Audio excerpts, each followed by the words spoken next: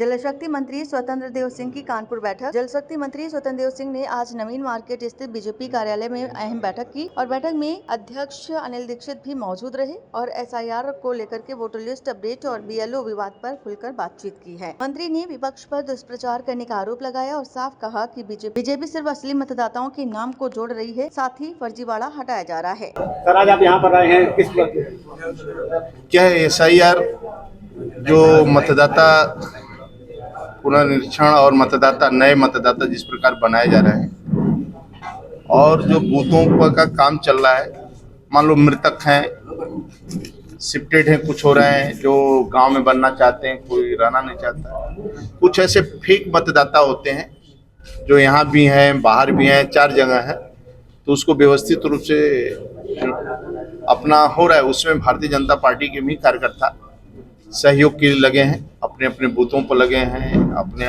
विभिन्न संगठन के जितने कार्यकर्ता हैं लोग लगे हुए हैं कि मेरा बूथ पर सभी लोगों का मतदाता बन जाए और ठीक ढंग से बन जाए, किसी प्रकार की प्रसारण न हो। इसलिए घर घर पर हम लोग संपर्क भी कर रहे हैं और टीम बनाकर भी लोगों का छूटे न, मतदाता बन जाए। और जो गाँव में जा रहे हैं तो उनको भी समझाने का प्रयास हो रहा है कि गाँव में जाने की जरूरत है। प्रधान का मतदाता सूची अलग है, ये मतदाता सूची अलग है, इसलिए यहाँ मतदाता बन जाइए, यहीं रहिए, यहाँ मकान है आपका तो यहाँ बन जाइए आप। तो इस प्रकार के सभी से संपर्क हो रहा है, कोई प्रॉब्लम नहीं किसी प्रकार का। और जो मतदाता नहीं है, ऐसे लोग दूसरे जगहों से शिफ्ट हैं, तो वह जिनका नहीं है तो कट रहे हैं मतदाता, उसी के हिसाब से हम लोग निकले। अच्छा, अखिलेश जी ने एक सवाल उठा दिया है, कहा कि बीजेपी वोट कटवाने के लिए कर रहा है। आपको स्वयं अनुभव हो रहा है, आप तो देख ही रहे हैं। ऐसे देखिए, कुछ बस्तियां ऐसी है जहां पर छुट्टी लेकर 2-2 दिन रुककर लोग मतदाता सूची में नाम अपना जोड़ रहे हैं।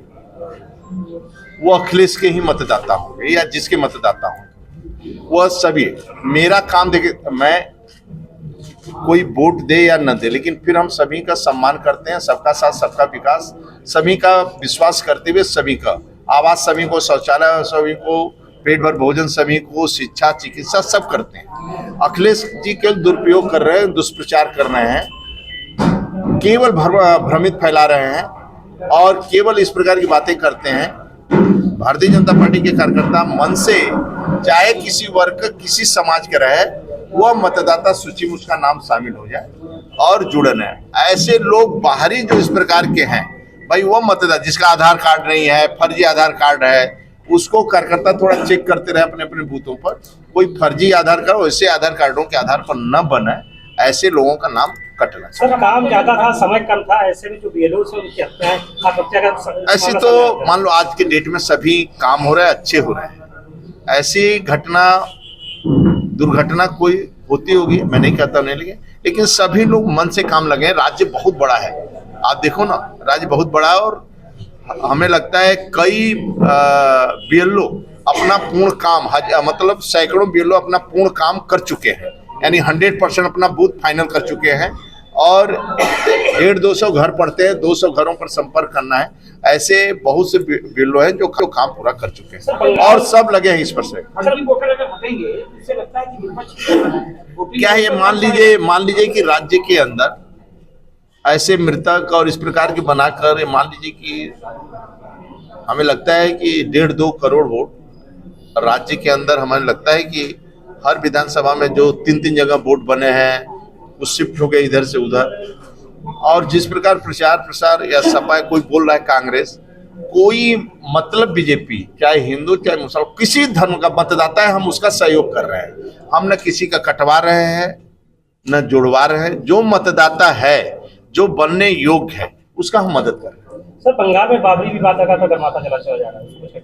देखिए, जब हम सत्ता बनाते हैं तो जो मेरा लक्ष्य रहता है, जो भारतीय जनता पार्टी का सपना है, उस सपने के आधार पर हम काम करते हैं। डॉक्टर श्यामा प्रसाद मुखर्जी, पंडित दीनदयाल उपाध्याय ने जनसंघ से लेकर और बीजेपी आदरणीय अटल बिहारी वाजपेयी, जो दिशा दिया गया है कि पंक्ति के अंतिम व्यक्ति को मान मिले, सम्मान मिले, भरपेट भोजन मिले, रहने को छत्र मिले। दूसरा, राष्ट्रवाद का एजेंडा, इस पर हम लोग चलते हैं कि भारत माता की जय, वंदे मातरम, हमारे सनातन धर्म, हमारी संस्कृति है, जो हमारे योग है, ये स्वीकार।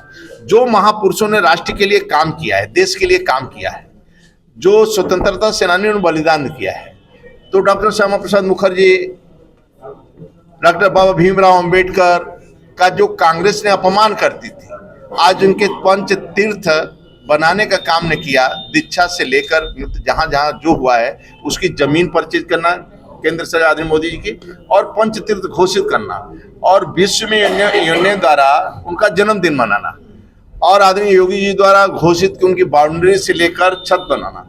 तो ऐसे महापुरुषों का सम्मान होना चाहिए। सरदार पटेल की सबसे ऊंची प्रतिमा, जिसको मौका मात्र 3 साल मिला, यानी 47 में आते 50 में हमारे बीच से चले गए। 3 साल में 549 रियासतों को बिना लाठी डंडे के एक करना, और वो स्वीकार, जिसका सभी का राज्य अलग था, सभी के पुलिस अलग थे, सेना अलग था, उनका लोगों पर वसूली अलग थी, वो लोगों को एक करना, फिर जो नहीं माने नवाब ऐसे जूनागढ़ लोगों को, उनको भी एक करना, ये एक करना कोई मामला। और एक समस्या थी तो आदरणीय नरेंद्र मोदी और आदरणीय अमित शाह जी के गृह मंत्रालय और आदरणीय मोदी जी के नेतृत्व में 370 भी समाप्त हुआ। तो आज सभी आप देखेंगे कि आज दिव्य भव्य राम मंदिर की समस्या का समाधान कौन करेगा? तो एक राष्ट्रवाद का एजेंडा, और पंक्ति के अंतिम व्यक्ति को भी भरपेट भोजन, यानी शिक्षा फ्री, चिकित्सा फ्री, भूख से सो नहीं सकता और भूख से